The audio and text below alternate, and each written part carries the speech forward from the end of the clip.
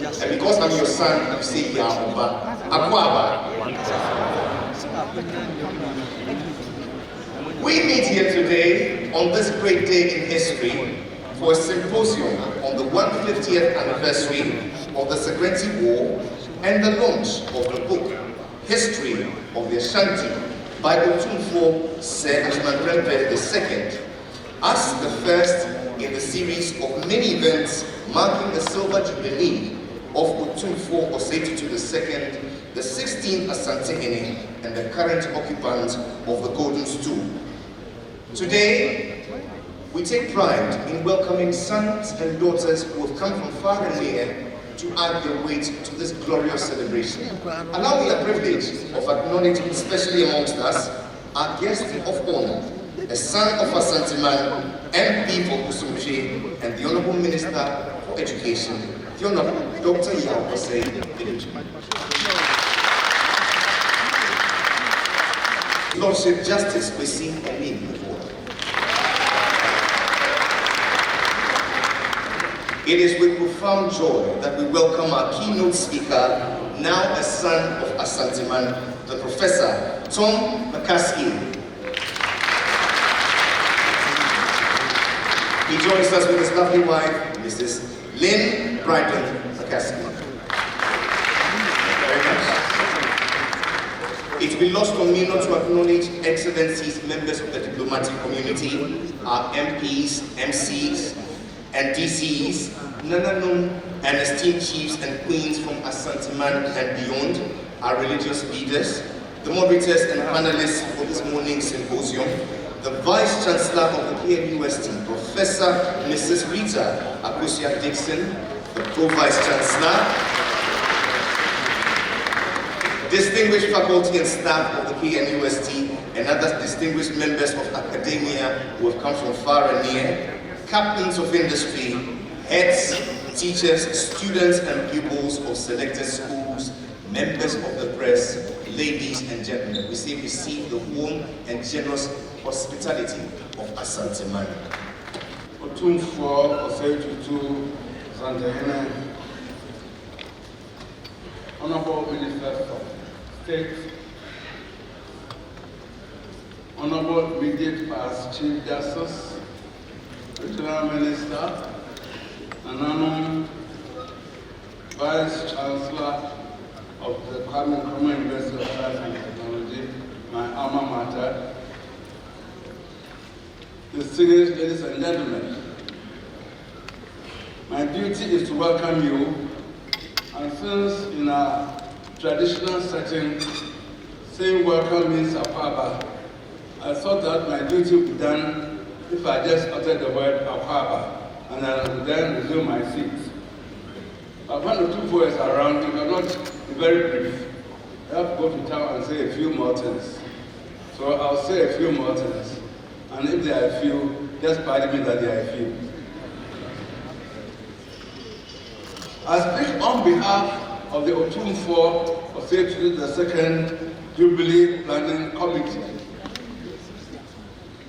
This committee has been put together to celebrate the 20 meritorious, momentous years of Otumfuo's ascension in the Golden Stool.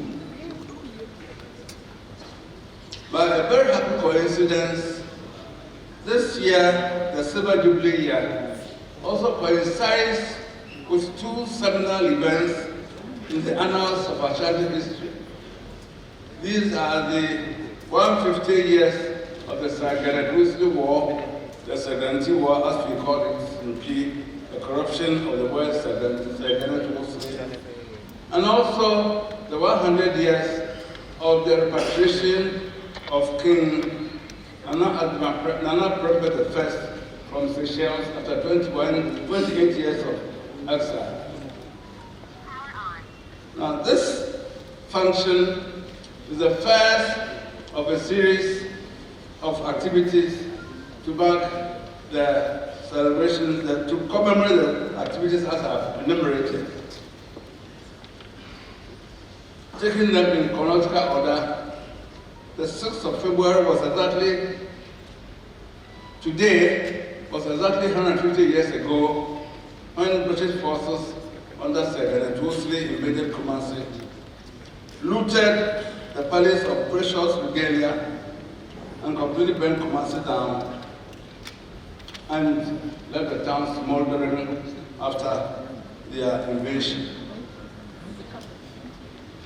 This morning, we have assembled an array of eminent people who are knowledgeable in the Ashanti history and customs to regale us with the causes of the war, the cause of the war, and Ashanti after the war.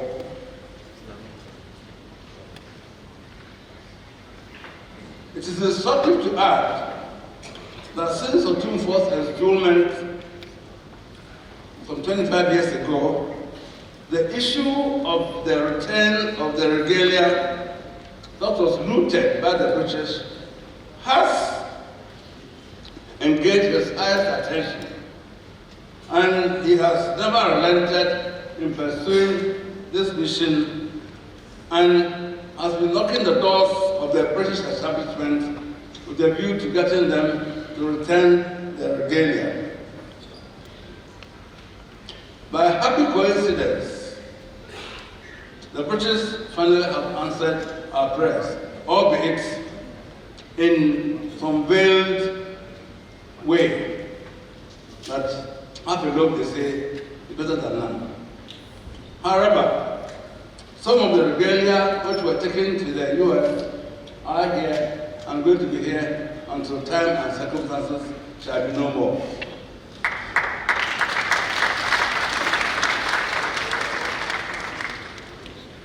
So, as I said, the jewel in the crown of the celebration will be, first and foremost, the return of the regalia from the US, from America, which will be handed over to Otumfuo the day after tomorrow, on Thursday, at the Kutukudi Deba.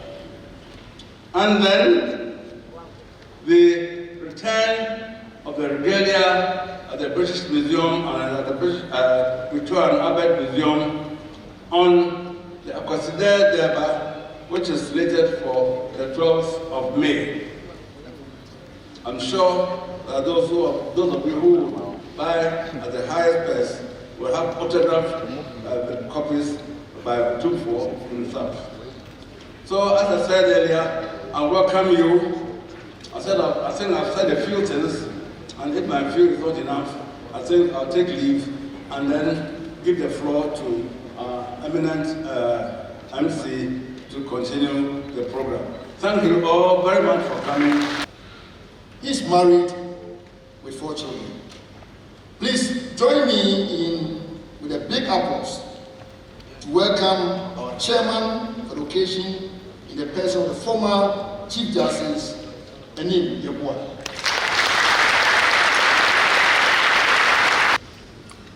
Your Royal Majesty, the Otumfuo Osei Tutu, the Honorable Regional Minister, the Honorable Members, the Honorable Ministers of State, the Vice Chancellor, Nanano, Mahini, Abrimpong, the linguist, the Vice Chancellor and the Pro-Vice Chancellor, the members of the academia, herein present, eminent members who are all here as university community. I am indeed honored to be the chairman of this all-important occasion.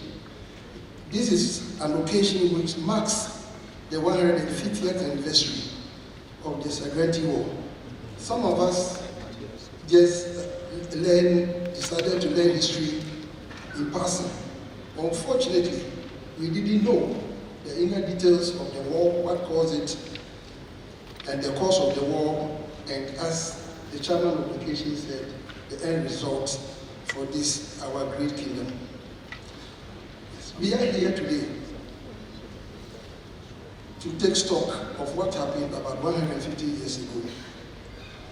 If we look at the brochure, we have assembled eminent speakers who who have amassed enough knowledge to share with us. History, they say, must be accurate, free from all distortions. It may be told that in narrating history, there are bitter ones which should not be ignored. There are sweeter ones which we should all swallow. At times we have to swallow a bitter pill just to cure ourselves. So my Lord, Nanano, distinguished elders of the Asante Mine, I am here to humbly accept the invitation to be the chairman of this great occasion, and I'm grateful to Otumfuo Osei and the chairman of the planning committee for giving me this honor at this great and memorable occasion. So I am here to serve you, and I think you all cooperate and have a fruitful discussion as the history starts to unfold for our consumption. I am grateful, and I think it's completed. Thank you once again. Thank you very much.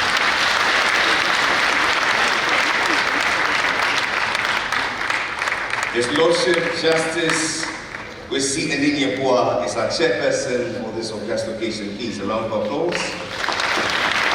Welcome, Nana Professor Ahiniba Kwachi Eji Wanene II.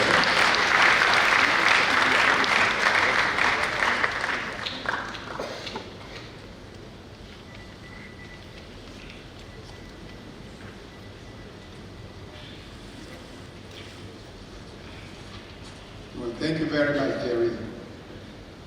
Your Royal Majesty, Otumfuo Osei Tutu II, Asante Hene, Nana Juice Report II, Chairman of the Jubilee Planning Committee, Mr. Chairman, Chief Justice Endinyepua, Honorable Minister of Education, Yrs Of Sagrenti Tutu,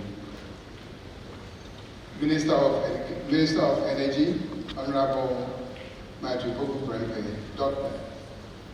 Regional Minister of Ashanti, Vice Chancellor of KUST, Nanano, distinguished ladies and gentlemen. Allow me a few minutes to introduce our keynote speaker for this landmark symposium on the Sagrenti War. We have with us today no other person than the illustrious and prolific historian, Professor Thomas C. McCaskey, also known as Kwaku McCaskey. He was trying to get close to Kwaku here, too for Kwaku. Well, Professor McCaskey is a professor of Asante History, Center of West African Studies, Birmingham University, United Kingdom, and Professor of History of Africa, School of Oriental and African Studies, London University. He retired in 2011. He first worked in and on Asante in 1968 at a tender age of 22 and was the youngest faculty member in the History Department of the University of Ghana. He spent the whole of his life working, researching, writing, and publishing on Asante. He has written 2 monographs on Asante, State and Society in Pre-Colonial Asante, and Asante Identities, History and Modernity in an African Village. He has also published over 80 papers on Asante, 50 of which have been republished in his Asante Kingdom of Gold, Essays in the History of African Culture.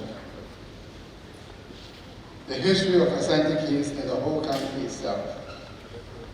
Knowing the importance of research done by the committee that was convened by Otumfuo Osei Tutu, which started way back in 1939, he singularly edited the final volumes of the typescripts and manuscripts, which culminated in the final publication of this timeless piece we have with us today, History of Asante by Otumfuo Osei Tutu. His curriculum vitae is replete with anecdotes, and I had a few minutes with him. I asked him what was your best moments in Kumasi. He said when he served as the royal golf caddy for Otumfuo II. I believe that's where he got a lot of his notes too. Today, his keynote address is on the Sagrenti War and its aftermath and reflections. Please join me to welcome our keynote speaker, Professor Otumfuo.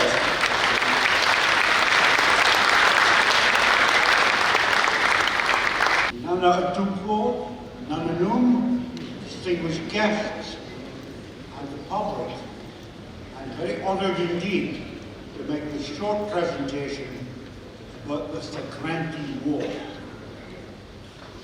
I want to start very quickly with a review of the reign of Kwekadu Adam, who died in 1867. The reason I'm doing this is simple. Kwekadu Adam was the most pernickety and stickler sort of man when it came to the law. He's known as Kwekwanasi, Kwekadu the Wise, he's known as Ajahn Bambo. He was somebody who really enforced the laws of a society. In the process, he gathered together a great deal of money in gold dust, principally, but also in specie and other things. And I say all this because I want to underline and emphasize something that I think is being overlooked. When Nana Kwekadu Adam died in 1867, he left behind a very great deal of money. And I will give you some idea of this. The money was stored in three places. It was stored in the Adakakase, the great chest of the treasury. It was stored in the Asantehene country palace at Abaraso, and it was stored elsewhere at Breman. The sums involved, I've been able to calculate because we know the dimensions of the Adakakase, and with assistance from members of the British Mint, chemists, engineers, the kind of people who could know about the science of gold and the measurement of gold and all the rest of it. We have calculated that the amount of gold contained in the Adakakase alone at Kwekadu's death was in excess of 400,000 ounces. Now, the 100,000 ounces in 1867 were worth £1.2 million sterling. But you know what's happened to gold in our lifetime. The contemporary, current value of the Adakakase is somewhere over £2 billion. A lot of money. Now he left this money to his successor, Kofi Kakari. And Kofi Kakari was a wizard. He distributed money to buy popularity, and he was eventually dethroned at the end of the Sagrenti War. I'll come to the war in a moment, but let me simply say that, to underline what I've already said, that the attempt to get back the treasures looted from Kumasi by Sir Gordon Wolseley in 1874 takes no account, because it cannot, of the gold in gold dust and unworked gold that the British must have carried away with them. We don't know about this. Of course we don't know, because it was loot, private loot, and so it is separate from the cultural artifacts that Nana Otumfuo is trying to retrieve for the Asante and retrieve for the Republic of Ghana.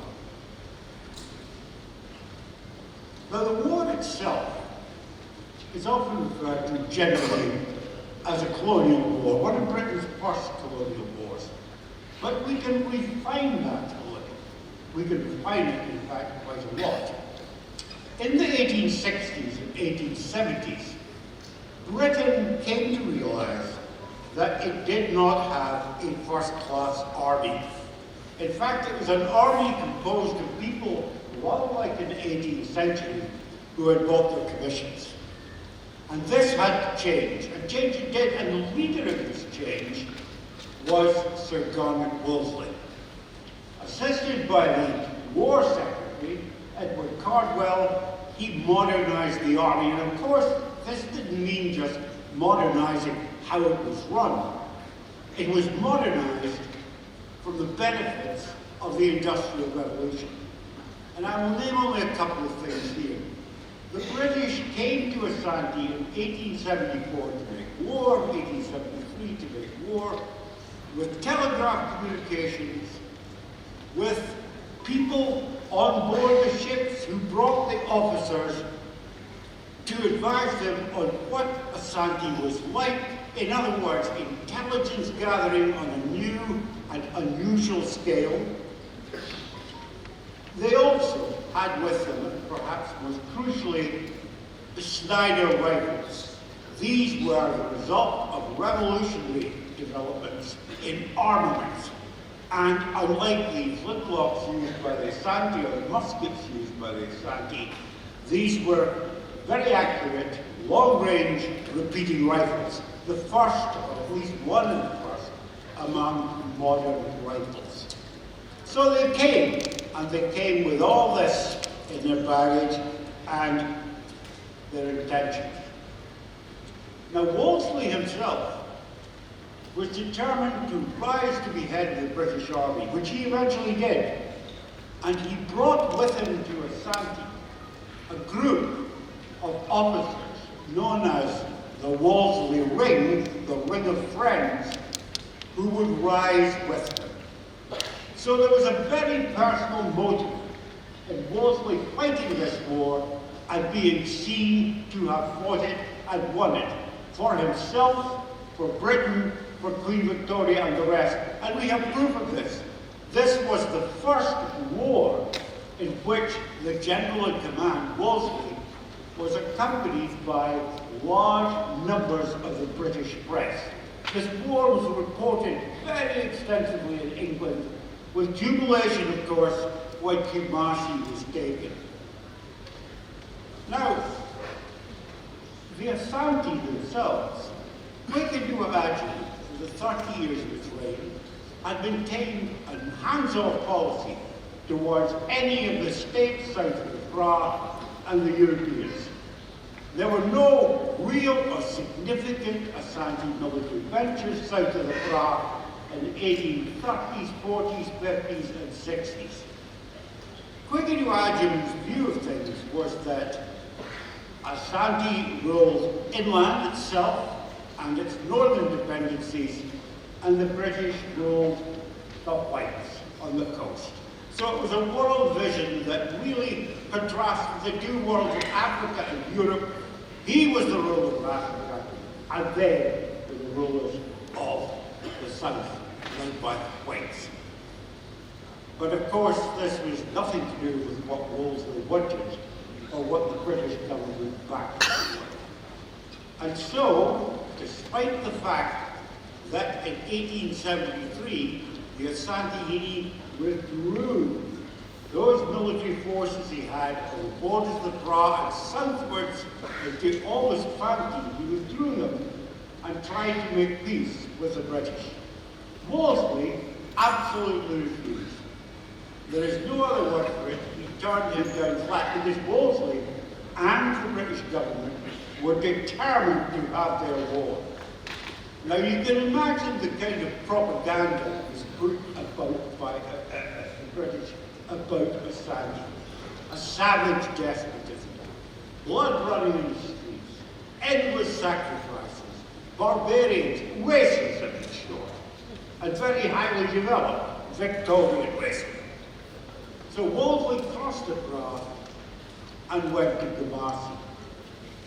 Now, one of the things that's almost never noticed about the occupation is that he was only there for a couple of days.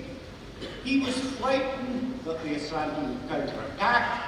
He was frightened that the army he led would come down with tropical diseases. And so, having secured his victory, he scurried back to the coast very, very quickly, stopping only at Flomina, where he sent to enforce a treaty he had drawn up with the Asante called the Kakari. The treaty was a treaty of, and you may, I don't want to laugh at this point, the treaty was a treaty of permanent peace between Britain and Asante.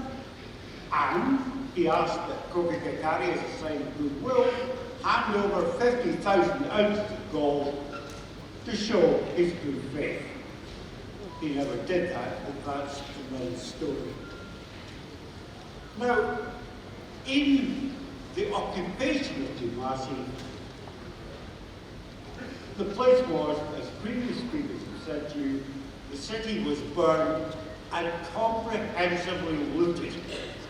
The Aban, the big story building constructed by Asante Otumfuo Osei Tutu in 1819-22, the King's Own Palace, they were all ransacked by the British. Now, I told you the amount of gold that was floating about Asante at this time in dust. We have no account of it. Soldiers just filled their pockets or took it away in little wrappings and things like that. So we just do not know about that, but we do know about the cultural treasures. This only lasted for 4 years because the Asante themselves, ordinary people led by chiefs as well, fostered, created and fought a military uprising against the British in 1900. This is commonly known as the Yrs Of because of the heroic behavior of the Chwesiiba, the woman, the Asante. That war ended in the ruthless suppression of the Asante. This time, there was no offer of perpetual peace. There was no offer of friendship.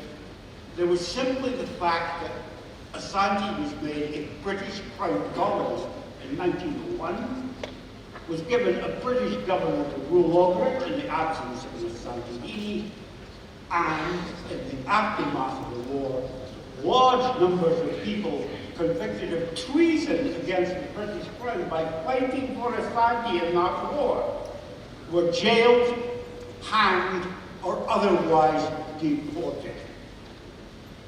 Now, there's very little else I need to say, except that this is a shameful episode in British history, like most of British history. It is a shameful episode because it was based on industrial might and a racial ideology. The British were never a great continental military power. They did not have large land armies. What they did have and what they assumed was an overseas empire from which they could extract money through trade, preferential rates, and all the rest of it.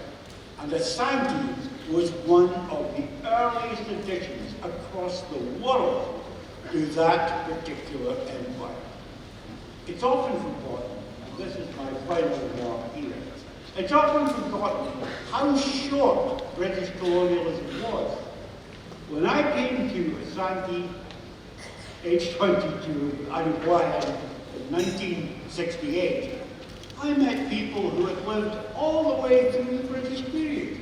They were born before the British came, and they were there when the British left in 1957. So it is time finally to put this episode in the bus and to reassert Asante unity under the Asante and go forward into the future. And I encourage most strongly Asante man to pursue further the matter of the restoration of the treasures that were taken in 1874 and taken in 1896. Thank you very much.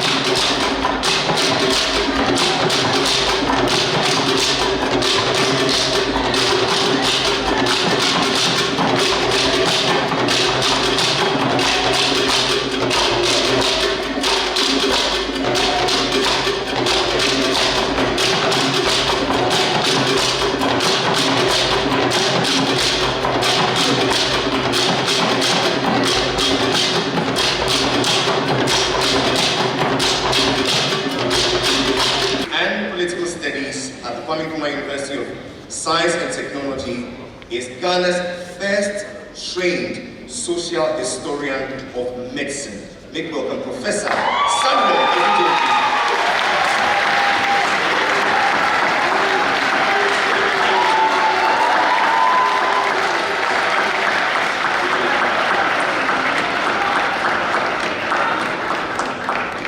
With joy, we receive the former research coordinator of the History and Politics section of the Institute of African Studies, University of Ghana, Professor Samuel Tutu.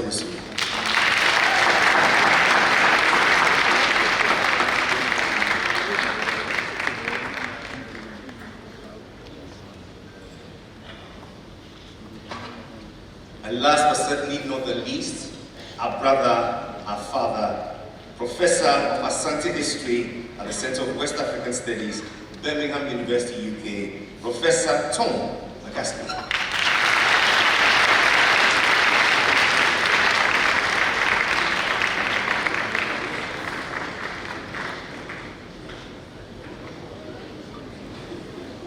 Prof, the moderator, you have an hour to deliberate.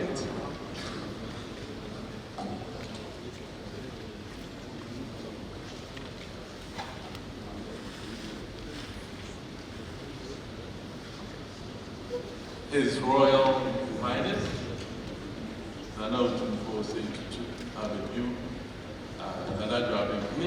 Chair of our Silver Jubilee Planning Committee, Nanano, honorable ministers and parliamentarians, the Vice Chancellor, my academic colleagues, since I'm in the university, distinguished ladies and gentlemen, please allow me to stand on all previous protocols which acknowledged our present dignitaries.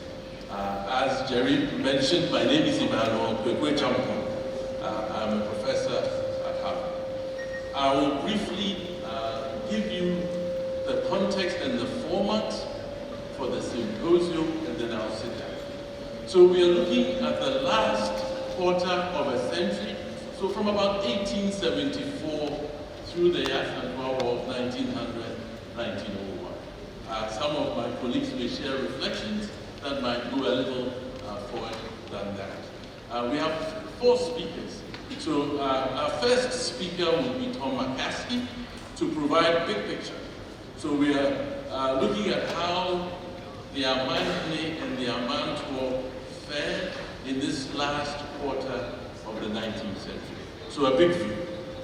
And then Samuel Ejujemfi will come after that and provide a perspective from Kumasi, a cosmopolitan city, a royal city, and the perspective on this last quarter of a century. Then we'll go to Professor Samuel Tutu, who will look at the missionary factor, both in Sagrenti, going through the annexation in 1896, 1900. After all, it was the taking of the Ramsiers and Kune, Bonat, keeping them in Kumasi for 4 years, that incited the sentiments that would lead or feed into Sagrenti War. It is also important to note that as the 1896 expedition came, they were followed by missionaries. So it is not surprising that some of the earliest photographs we have of the submission of Prempeh and his mother are from the archives of the Basel missionaries, because they followed the invasion of 1896. Then we'll go to Eugenia Anderson, and I've been enjoying conversations with her these last few days. I've had the pleasure of being associated with 2 histories by 2 Asante. The first one by Prempeh I, when he was in the Seychelles, and then the present one that we will launch by Prempeh II. In conversations with Eugenia, she challenged me to reflect on what a history of Asante could look like if dictated by an Asante woman, and what that female perspective of Asante could look like. And I think I will sit with that for some time to come. Each speaker will have 12 minutes for opening remarks, maximum 15 minutes. Because they are professors, they are welcome to come to the podium to share their opening reflections. I encourage them to look in my direction, so when I do this, you know you have 3 more minutes, and when I do this, you know you have to stop talking. And since Otumfuo is here, stop talking, you stop talking. After they finish, we will open up for Q&A, and I'll ask the audience to ask a question. Let it be a question or a very brief comment. We are creating something called a Santipedia, which will be a popular platform online for individuals and families to deposit stories they have from their families between about 1874 and Prempeh the first return in 1924. So if you have good stories, that's where it should be, so that as many people as possible can ask short questions. So that's the format, and I will now invite Tom McCaskey to start us off. So let us welcome Professor Tom.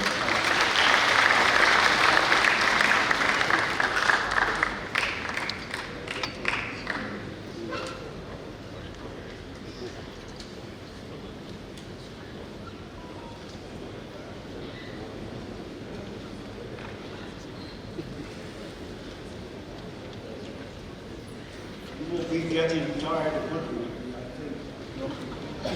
I've been called back to talk a little about what happened to Asante after the Sagrenti War. After the Sagrenti War, Kofi got carried his tea stool because he had presided over it in humiliation of the family. The trouble was that his successor on the tea stool was his brother, Mensa Bonsi. Now, Mensa Bonsi was a man of avaricious, greedy, and vicious temper, and is remembered as such today. He had a low, whispering voice, and if he could not hear you, or you could not hear him, he would find you or punish you. He was that sort of person. And in the conditions that followed the Sagrenti War, he was a tyrant, and he is remembered as such. He died on the Brassens in 1900, and his sons had him disinterred and reburied in Kumasi in 1911, and there was a huge outcry against this happening, but the British allowed it to take place. Well, going back to his reign, he thoroughly alienated almost everybody in Asante, and he began this by invading Juaben in 1875 to, in his view, bring it to heel. The Juaben had fled once before, but they fled this time south again to Koparejo at New Juaben, and they would not return. And this opened the floodgates. Without that unity and the Asante he was respected, and he could impose his will and interpret custom properly. Without that, all kinds of conflicts broke out in Asante. Adansi against Bikwai, Mampong against Indonesia, etc., etc., etc. And these are covered enormously in Prempeh II's book, which you'll be very happy to hear. I'm not going to read to you. And he, excuse me, and so these conflicts spread through society. When I was in Tutu, it was mentioned that I had written a book on a Kumasi village between 1850 and 1950. That village is now in Kumasi, it's Adibeba, which belonged to the Manwari school. And in that book, I was able to cite testimonies of people who lived through the Civil War of 1883 to 1888 that were collected in the 1940s. And it was a period of intense deprivation. People starved to death. People were homeless. People were refugees. And meanwhile, the warlords, the Alahini, who had asserted themselves against the Symposium, descended into a civil war between themselves. The country was in ruins. Masi, in the end of the 1880s, was in a terrible condition. An Englishman on his way to Jaman in the Ivory Coast visited it in 1889 and said it was virtually in ruins. It was nothing like the way it was portrayed in the early 19th century by earlier English visitors. And so, Adjumant Fremke came to the school in 1888 amidst these ruins. And he set about repairing the Asante land, bringing it back together as best he could. And he had some notable successes. An expedition to Nkoranza in 1892 brought the Nkoranza back into the fold of the Asante land independence. But of course, as I mentioned in my opening remarks, Adjumant Fremke could do nothing about the British. And so, while he was desperately trying to get the Asante land reunited under his authority, the British came, as I mentioned in my first address, the British came to take him away in 1896. Now, in Fremke II's history, there is an account of the debate that he had with his chiefs about what he was going to do. And he said to them, if we fight, we will all be killed at Asante with the ruler. So I will sacrifice myself as the Asante and go as a prisoner with the British, so that they will not fight here and they will not make the Civil War even worse. So Fremke was taken away with his mother and his father, Jabini, off to jail in Elmina. And the Asante were not happy with it. They were very unhappy with it indeed, which is why, as I said, that war in 1991, the Yrs Of Sagrenti.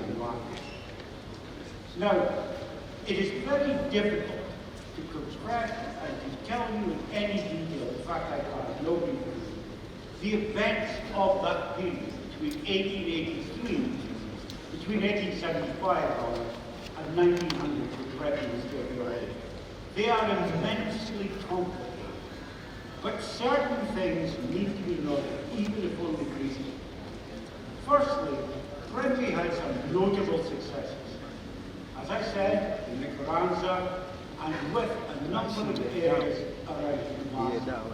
But he could not stem the tide of disaffection that had been caused by the sheer anarchy of the war and the brutality inflicted during it. Not only that, but now the British deliberately seduced dissident Asante who were against Fremke, to come south into the Gold Coast colony, as indeed the Juara had done in 1875, and there they were given good protection and allowed to plot against the Asante and Fremke. Now, these are a very significant group of people, and the reason is simple. They were the people that the British relied on as collaborators once they had occupied Kumasi again in 1900 and turned it into a crown colony in 1901. And these people were placed on stools, the senior stools, the Brentford stools and the Armine stools, of those who had been deported, ultimately to the shells of the British. Now, there's a long and complex history here. Nobody will forget I'm not going to go into it, but let me simply say this. The first 20 years of British rule are really about getting rid of these collaborators. The Asante people themselves would not put up with these people. People like Kwame Wachi and Agoda or Kwame Tua of the Jazz Stool, or the British informant was the Abiyanuama Kwame Tua's brother, who was made Achi Abihini by the British. They would not put up with this, and eventually, one way or another, all of these chiefs were removed. But after Brevy came back in 1924, of course, the British did not in any way counter-instate become ruler again. That had to wait until 1931, when he was reinstated not as a Santihini, but as ruler of the Kumasi division, and nothing else. And it took 4 more years of petitioning, of trying to persuade the British to have the Confederacy restored. Now, I'm going to finish by talking about the Confederacy. The Confederacy that the British restored was restored under the precepts of British custom and British law. The principle was decentralization. They would not, for their own political reasons, accord the authority that Kumasi had enjoyed in the pre-colonial period, and they encouraged, if not secession, then forms of independent action by all these armies. And Prime Minister II spent most of his long reign between 1931 and 1970, when he was not playing golf, when I was guiding his clubs. He spent most of his long reign trying to restore the oldest one, the Asanteheni's authority, the Asanteheni's arbitration of custom, and these forms of traditional government back in the Asantehene. And that struggle, I'm going to name no names, but that struggle, as you all know, everybody in this room knows, goes on to this day.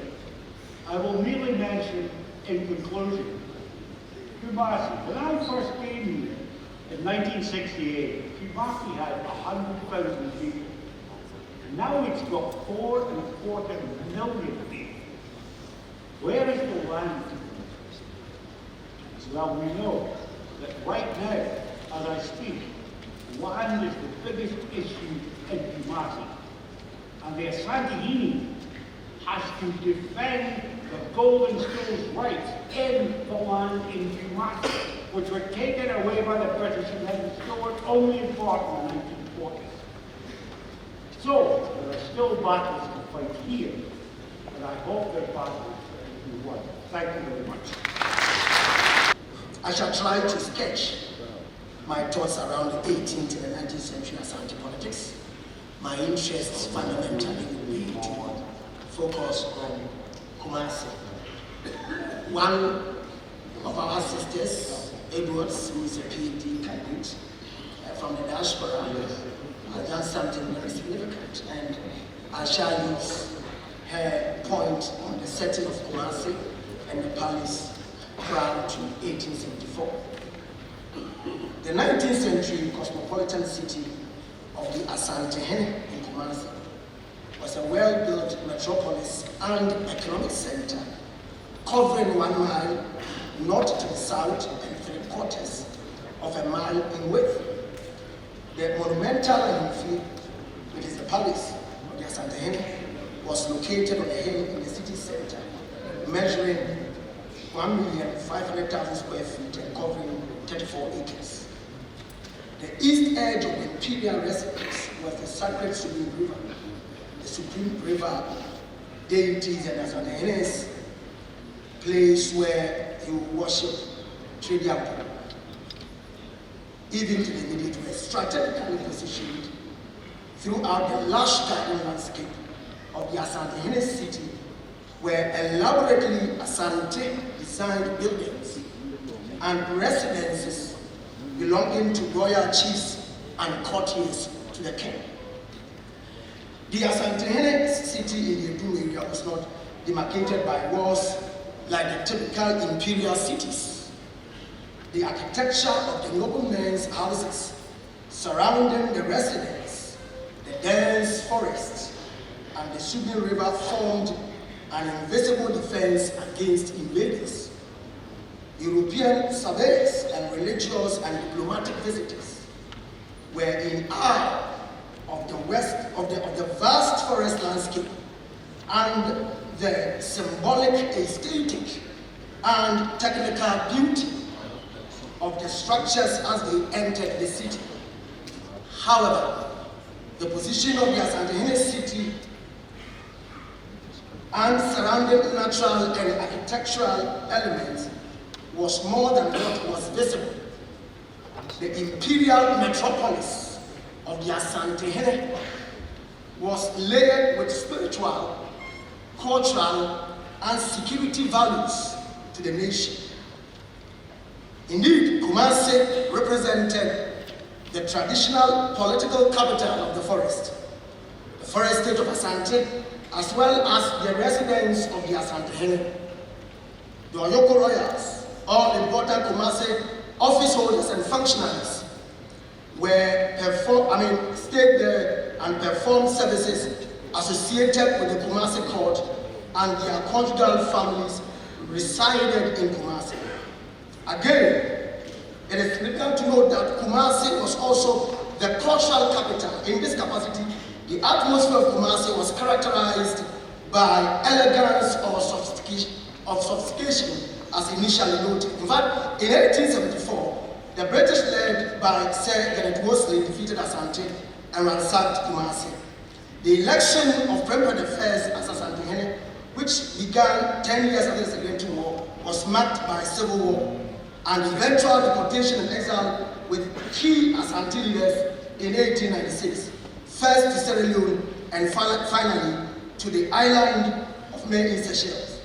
British attempts to break Asante and impose their hegemony on Asante did not end with Prempeh's exile.